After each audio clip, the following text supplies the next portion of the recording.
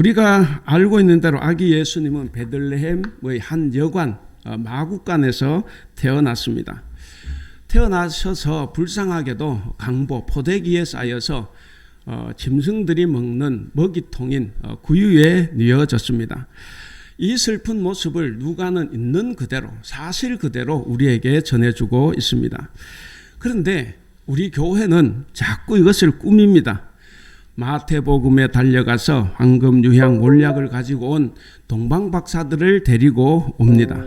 그리고 구유 안에 냄새나는 짚은 하얀 털 이불로 바꾸어서 그리고 연한 빛을 비춥니다. 그리고 공중에는 천사들이 또 호위를 하고 있습니다. 여러분, 누가복음 이야기에 빛은 있어요. 근데 오늘 본문을 보시면 빛은 들판에, 9절에 보시면 들판에만 비춰졌지 마구간에는 그 빛이 없습니다. 천사도 들판에 있었지 천사가 마구간에 있지를 않았습니다. 여러분, 마구간은 그냥 마구간이에요. 마구간은 그냥 더럽고 지저분하고 거기에 좋은 것이 하나도 없습니다. 근데 교회는 자꾸 아름답게 꾸며요. 그렇게 꾸미는 것이 결국은 가난하고 소외된 사람들, 이 땅의 변두리에서 사는 사람들을 자꾸 예수님으로부터 혹은 성탄절로부터 멀어지게 만들고 맙니다. 여러분, 방금 말씀드린 것처럼 마구간은 그냥 지저분한 곳이에요. 예수님이 비천하게 태어나셨고 그리고 예수님이 마구간에서 마구간에서 태어나셨는데 왜 우리는 자꾸 마구간을 화려하게 꾸밀까? 제가 그래서 한번 검색을 다 해봤어요. 정말 화려합니다. 빛이 찬란하고. 그래서 아기 예수님께 광채도 입혀요. 여러분, 아기 예수님께 광채 없습니다. 그리고 심지어는 엄마인 마리아에게도 광채를 입힙니다. 그래서 저는 어렸을 때 저도 저런 마구간에서 태어났으면 좋겠다, 이런 생각했어요. 너무 마구간이 아름다워요. 아마 여기에 있는 애들을 또 어떨지 모르겠습니다. 저런 곳이라고 하면 나도 한번 저기서 태어나고 싶다. 그런데 여러분, 성경에도 없는 것을 우리가 자꾸 꾸미면 안 됩니다. 그러면 진정한 성탄의 의미가 자꾸 훼손되고 맙니다. 정말로 우리가 장식을 하려고, 우리 교회는 장식 안 해서 다행이에요. 정말 장식을 하려고 하면 마구간에 가서 짚을 가져오시든가 아니면 마구간에 정말 말똥을 가지고 와서 깔고 그리고 예수님을 거기에다가 누워야 됩니다. 그리고 우리는 예배 드리는 이 속에서 그 말똥 냄새를 맡아야 돼요. 그래야 예수님이 얼마나 비참하게 그리고 이 땅에 사시면서 소외되고 천대받는 자들을 위해서 살아가셨는가 하는 것을 우리가 깨달을 수가 있습니다. 그래서 정말 우리 한국교회가 우리 교회를 비롯해 장식을 하면 정말 그렇게 하면 좋겠다. 너무 화려합니다. 여러분, 마구간과 구유라는 것은 메시아가 비천하게 탄생하셨다는 것을 알려주고 그리고 고난의 삶을 살다가 십자가에서 죄인들과 함께 죽으셨다라고 하는 것을 드러내주는 이야기입니다. 만약에 이것이 빠지면 여러분, 예수님은 마구간이 아니라 왕궁에서 태어난 거예요. 호텔에서 태어난 것이 되고 맙니다. 본래 하나님의 아들이셨던 예수님이 비천한 인간의 몸으로 이 땅에 오신 이 사건은 하나님께서 인간 역사에 직접 개입하신 그런 위대한 사건, 역사적인 사건입니다. 그래서 예수님이 탄생하신 날을 기점으로 해서 역사가 바뀝니다. 그래서 이전 시대를 영어로 BC라 그러죠. Before Christ. 그래서 기원전 혹은 주전이라고 합니다. 그리고 이후 시대, 오늘날을 AD라 그럽니다. AD는 라틴어예요. 에노 도미니. 그래서 예수님의 해 혹은 예수님이 나신 해. 그래서 지금은 예수님이 나시고 2022년이다 하는 거죠. 자, 이렇게 역사를 분기할 정도로 위대하게 탄생하신 예수님이신데, 그러면 모든 사람이 다 알 수 있도록 정말 화려하고 정말 찬란하게 이 땅에 오셔야 되지 않겠습니까? 그런데 예수님이 오신 것을 아무도 몰랐습니다. 왜 그러냐? 그런 위대하신 분이 산골짝, 시골, 어느 촌동네에서 태어났기 때문에 그렇습니다. 그래서 그가 탄생했을 때 그를 알아본 사람은 아무도 없었고 바로 남의 양떼를 지켜야만 살아갈 수 있는 들판에서 양치기, 이 목자들 외에는 아무도 알지를 못했습니다.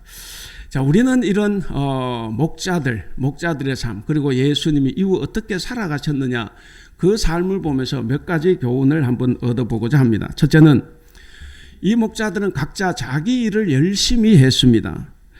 여러분, 목자들은 사람들이 다 잠자고 있는 밤중에도 자지 못하고 양떼를 지키는데 그 양떼는 자기 양떼가 아니에요. 분명히 베들레헴 부자들의 양떼입니다. 남의 양떼들을 사나운 들짐승들로부터 지키고 있었던 사람들입니다. 근데 여러분, 하나님은 바로 이렇게 열심히 자기 것이 아니어도 열심히 일하는 이 사람들을 부르시고 복을 주셨다 하는 사실입니다. 우리는 성경에 많이 찾아봅니다. 하나님께서 부르셨던 사람 모두가 다 자기 일을 열심히 했어요. 다윗 어떻습니까? 다윗, 사무엘이 왔지만 너무나 부족하고 막내라서 그냥 혼자 들에서 양을 치고 있다가 거기에서 부름을 받은 거예요.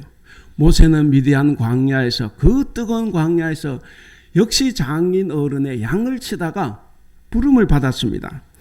엘리사는 밭을 갈다가 부름을 받았고, 예수님의 제자들의 상당수는 고기잡이를 열심히 하다가 그렇게 부름을 받았습니다. 비록 남들이 눈여겨보지 않고 남들이 업신여기고 정말 하찮아 보이는 일일지라도 그 맡은 일에 최선을 다하는 그 사람을 하나님께서는 부르시고 그들에게 복을 주셨습니다. 자, 둘째는 정직하게 살아야 합니다. 자, 목자들이 돌보던 양떼들은 아까 말씀드린 것처럼 자기 양떼가 아니라 베들레헴 부자들의 양떼였습니다. 당시의 목자들은 직업상 죄인으로 낙인이 찍힙니다. 왜냐하면 남의 풀밭에 짐승을 몰고 가서 풀을 뜯기거나 혹은 주인 몰래 양의 젖을 몰래 팔아먹거나 혹은 또 주인 몰래 양털을 팔아먹었기 때문에 이들은 다 천한 사람들, 죄인들이었습니다. 자, 이런 사람들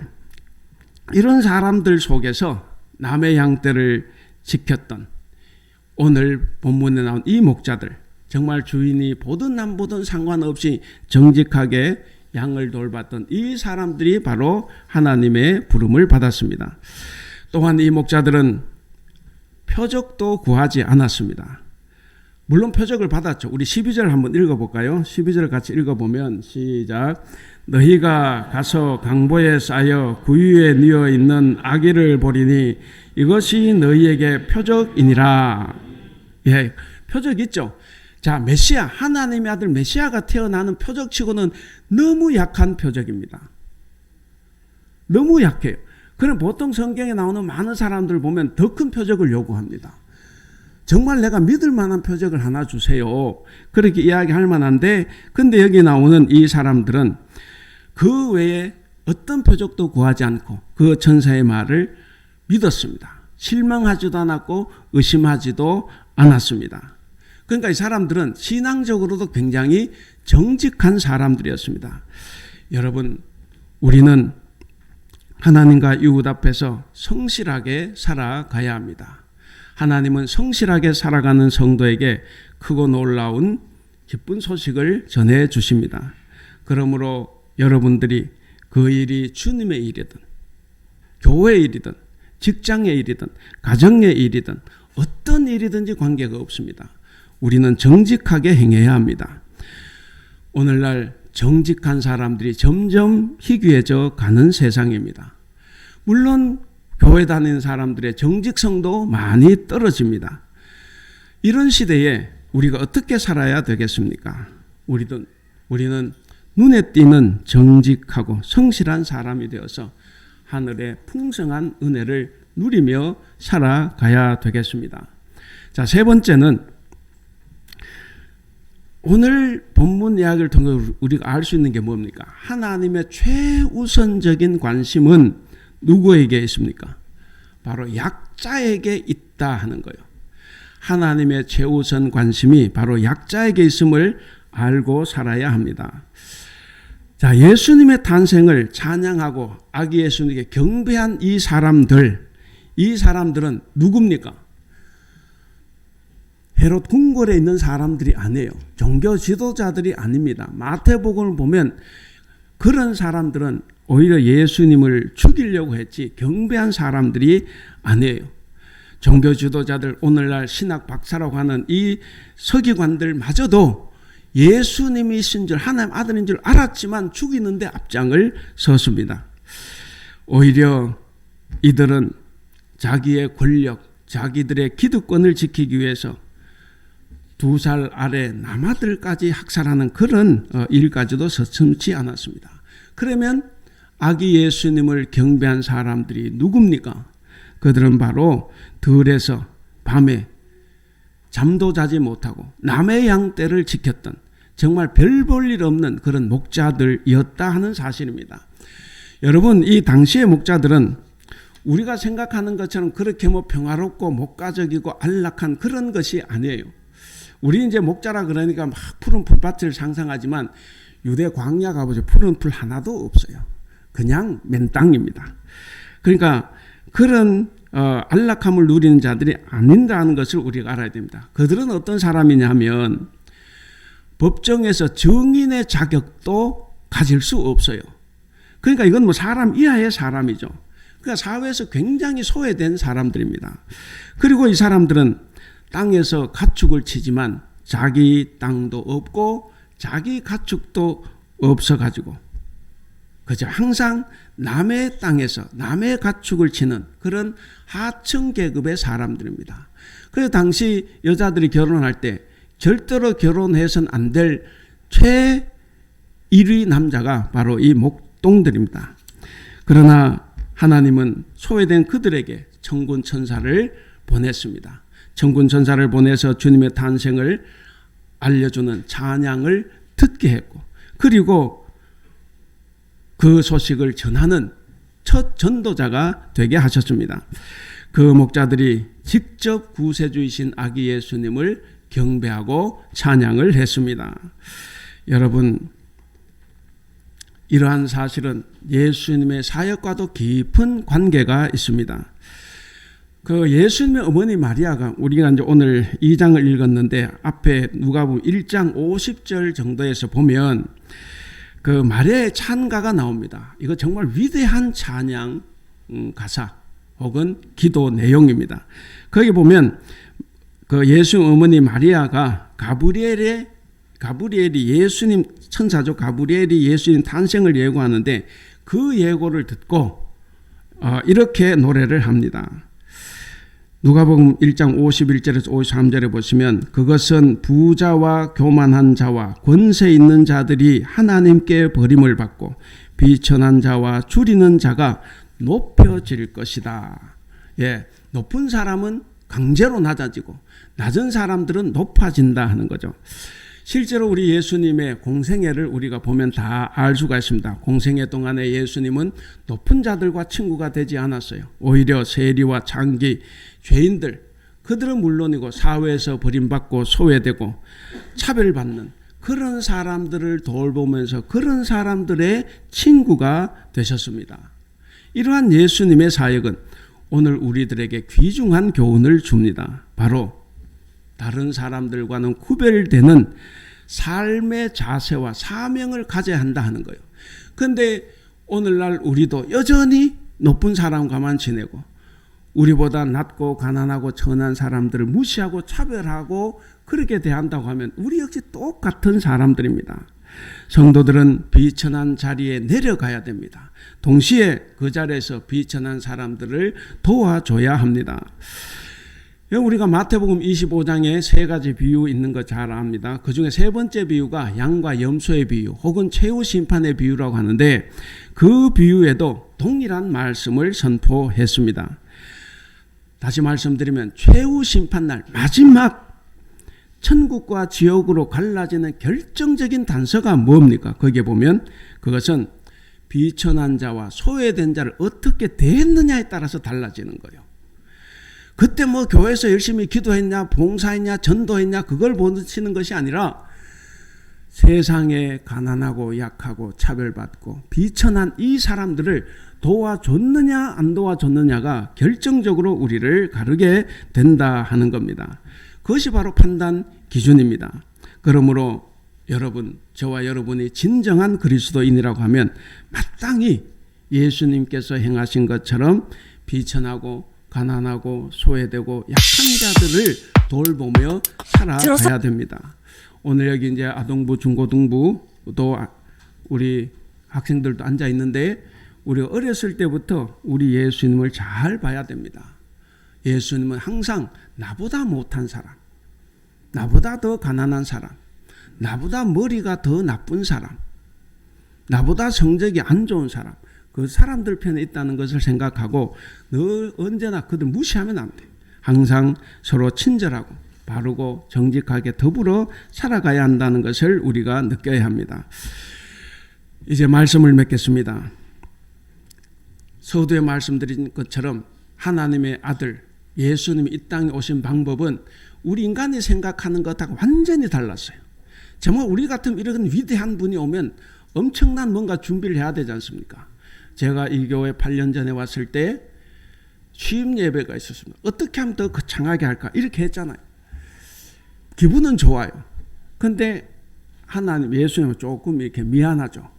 예수님은 그렇게 오지 못했는데 저는 올 때부터 이렇게 거창한 환영을 받으면서 왔습니다. 여러분, 우리에게 그런 것이 중요한 것이 아니라 우리가 예수님을 어떻게 본받고 예수님을 어떻게 닮아 살아가느냐 하는 것이 더 중요합니다. 그래서 예수님이 오신 방법도 바로 세상이 도저히 생각할 수 없는 방법, 가장 낮은 곳, 가장 비천하고 가장 가난한 집에 오셔서 이 세상을 자기들 마음대로 권력을 가졌다고 자기 마음대로 움직이는 그런 정치 지도자들 그리고 종교 지도자들에게 맞섰습니다. 그리고 사회의 약자, 천대받는 자들이 바로 하늘나라의 주인공이라 하시면서 그들의 친구가 되어서 그들을 도우며 살아가셨습니다. 그 증거가 바로 구유와 십자가의 죽음이에요. 구유는 대단히 중요합니다. 구유는 뭐냐면 상징하는 것이 비천하게 태어났다. 메시아가 비천하게 태어났다. 이것을 상징하는 거예요. 그래서 이 구유를 너무 정말 하나도 저기에서 누워봤으면 좋겠다. 이 생각 들지 않게 해야 됩니다. 애들이 구유를 보면 저 더러운 건 난 절대로 저기서 태어나기 싫어. 이런 생각이 들게 치장을 해야 된다 하는 거죠. 여러분, 이 구유는 하나님의 아들 위대한 메시아가 비천하게 태어났고 그리고 십자가는 하나님의 아들이 이 세상의 모든 힘을 다 가진 자들, 그런 정치 지도자, 종교 지도자들이 끊임없이 억압하고 차별하고 냉대했던 그런 가난한 자, 약자들의 편에 서서 그들을 도왔다가 결국에는 죽었다 하는 것을 상징을 합니다. 자, 오늘 제목 같이 한번 읽어볼까요? 제목 같이 읽겠습니다. 시작. 그리스도인 성탄의 약자와 함께하는 사람. 사랑하는 우리 성도 여러분, 성탄절은 우리끼리 선물을 나누고 우리가 무슨 산타를 기다리는 게 아니에요. 절대로 교회에서는 산타를 몰아내야 됩니다. 성탄절의 주인공은 예수님이십니다. 예수님은 어떤 분이냐? 바로 비천한 자들과 함께하기 위해서. 그래서 이 땅에 오신 분입니다. 창조주이시며 구속주이신 예수님이 왕궁 화려한 곳이 아니에요. 거기에서 태어난 것이 아니라 바로 가축들이 사는 곳, 그 냄새 나는 곳. 나는 한 시간만이라도 거기에서 앉아있기만 하라 그래도 못 앉아있을 그런 더러운 곳에서 예수님이 태어나신 것처럼 우리도 우리의 마음을 낮춰야 됩니다. 그리고 사람들의 천박하게 살아간다고 해서 냄새 난다고 해서 그들을 우리가 무시해서는 안 됩니다. 오히려 더 겸손한 자세로 그들을 돕고 살아가는 저와 여러분들이 되시기를 주님의 이름으로 간절히 축원합니다.